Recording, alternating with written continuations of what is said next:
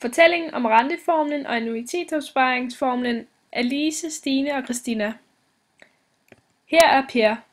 Per tjener sine lommepenge ved at sælge plakater af sig selv. For at virke fornuftig vil han sætte nogle af sine penge i banken, og når han er færdig vil han fremlægge sit projekt for sin far. Han indsætter derfor 375 kroner i banken til 2% i rente. Han vil gerne have dem stående i 2 år. Per bliver forvirret, da han ikke helt kan gennemskue, hvor meget han får ud af renterne på de 2 år. Heldigvis kommer renteformlen hans bekymringer til undsætning. Den øverste formel er renteformlen. Kn er den samlede formue, han får, når renterne er lagt til. K0 er det beløb, han starter med at sætte ind. Ved 1 plus r bliver hele beløbet ganget med renten i det antal terminer, altså n, han lader pengene stå. Så n står for terminer. Det er normalt et år, dog kan der også være måneder.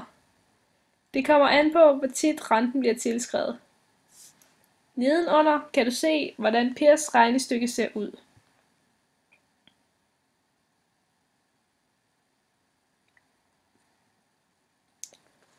Efter de 2 år, hvor pengene har stået i banken, er de vokset til 390,15 kroner.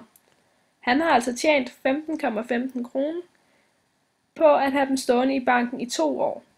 Det synes Per er smart. Nu er Per interesseret i, hvor mange penge der var på konto fra starten, da Per nemlig ikke kan huske det. Han finder ud af, at han skal bruge tilbageskrivningsformlen, som ser således ud.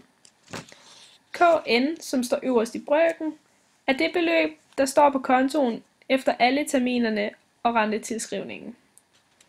Nederst i brøken, 1 plus r, er hele beløbet plus renten opløftet i den endte rod, som er de antal terminer, pengene står. Per finder så ud af, at han havde 375 kroner stående på kontoen til at starte med.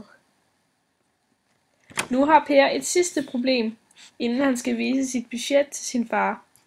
Efter de 2 år går plakatsalget så godt, at Per begynder at indsætte penge hver måned på sin konto.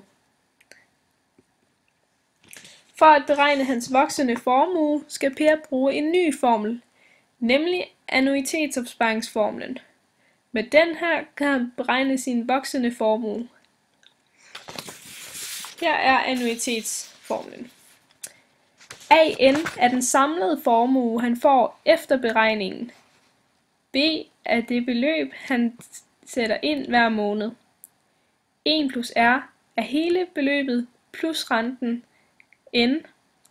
I dette tilfælde er det 2 år. Man skal trække 1 fra igen, da den første indbetaling ikke er tillagt rente endnu. Nedenunder ses Per, men han er lidt fræk. Pers regnestykke. Han tjener altså 11.408,19 kroner.